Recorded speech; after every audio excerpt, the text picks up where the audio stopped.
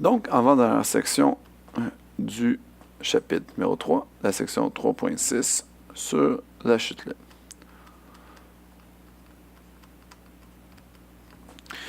Donc, court petit rappel pour savoir, dans le fond, comment est-ce qu'on va résoudre des problèmes de chute libre. Sachant que ce sont des problèmes de cinématique, sachant que mon accélération est constante,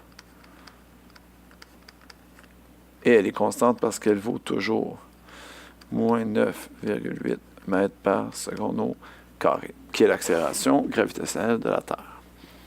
Évidemment, ceci exclut donc des problèmes qui pourraient être sur la Lune, ou ceci exclut aussi des problèmes qui pourraient être en très haute hauteur d'altitude, comme par exemple au sommet de l'Himalaya, car la gravité, son accélération vaut légèrement plus petit. Donc, prenons pour acquis qu'on est directement au niveau du sol. Or, qu'est-ce que ça implique un objet de chute libre? Ben, un objet en chute libre est un objet qui va tomber directement et qui va avoir une vitesse initiale, va avoir une vitesse finale, va être accéléré selon moins 9,8 mètres par seconde carré pour son accélération et va franchir une certaine distance connaissant une position initiale et une position finale. Dépendamment évidemment du type de problème qu'on va avoir, les paramètres que l'on connaît, et j'ajoute ainsi le temps, vont varier selon le type de mouvement qui se fait dans le référentiel Y. Donc, ce qui fait différence avec le référentiel X, où les objets se déplaçaient à l'horizontale.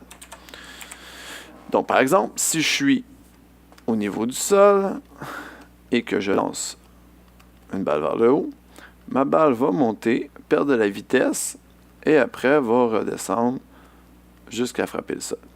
Pourquoi perdre la vitesse? Bien, parce qu'au début, on lui donne une vitesse initiale vers le haut, mais parce que la gravité est toujours présente, la balle reçoit une accélération vers le bas. Et on l'a dit à maintes reprises, lorsque l'accélération et la vitesse sont dans le sens opposé, il y a perte de vitesse. Rendu au sommet, la balle va donc être temporairement immobilisée avec une vitesse qui vaudra 0 mètres par seconde, pour ensuite changer de direction et s'enligner vers le bas, donc avec une vitesse qui sera négative. Et dans la descente, parce que ma vitesse et mon accélération sont dans le même sens, il y aura à ce moment-ci un gain de vitesse. Si je lance directement un objet vers le bas, bien évidemment, il n'y a pas de perte de vitesse, uniquement un gain, parce que directement, l'objet a une vitesse négative. Donc, que devons-nous savoir lorsqu'on fait des problèmes de cinématique? Eh bien, évidemment, les paramètres sont les mêmes, les équations utilisées sont les mêmes. Cependant, il y a certaines petites particularités qu'il faut tenir compte. Imaginons que donc, je suis au sommet d'un immeuble, on va dire d'une quarantaine de mètres. Je lance mon objet, donc ma balle vers le haut, et il redescend vers le bas. Parmi les choses qu'il faut savoir, 1. L'accélération vaut toujours moins 9,8. Donc, on n'a pas à se questionner. Et dans les problèmes, il ne vous sera pas mentionné que l'accélération vaut moins 9,8. À vous de vous en rappeler. Deuxième, si je lance mon objet vers le haut, ma vitesse initiale sera positive. Si je lance vers le bas, ma vitesse initiale sera négative. 3. Si je laisse tomber l'objet, eh bien, sa vitesse initiale vaut 0.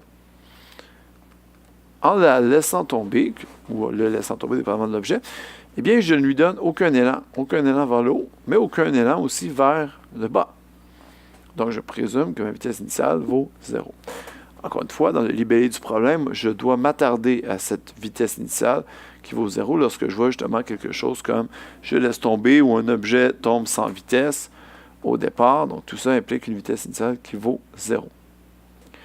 Ma vitesse finale, lorsqu'elle touche complètement à la fin, ne vaudra jamais 0. Jamais. Un objet qui tombe et qui rentre en contact avec le sol a une vitesse. Elle vaut une vitesse, peu importe la situation, mais elle vaut une vitesse. Et la preuve qu'elle vaut une vitesse, c'est que lorsque l'objet frappe le sol, eh bien, il va y avoir des vibrations du sol. Ces vibrations sont occasionnées par un transfert d'énergie, faisant en sorte qu'il y avait une vitesse. Tu ne peux pas avoir d'énergie si tu n'as pas de vitesse. Important de comprendre qu'on ne point numéro 5, qu'au point le plus haut, ma vitesse vaut 0. Donc, lorsque je suis ici, ma vitesse vaut 0.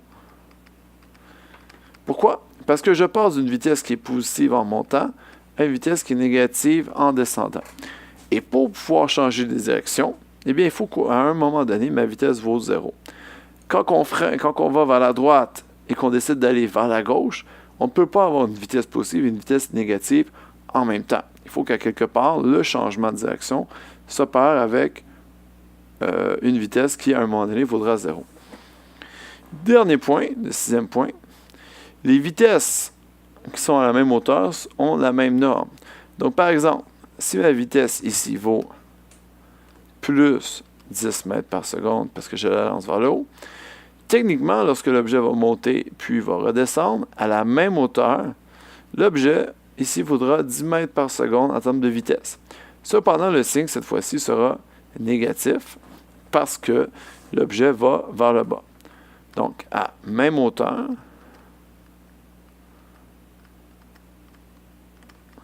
la norme de ma vitesse vaut la même.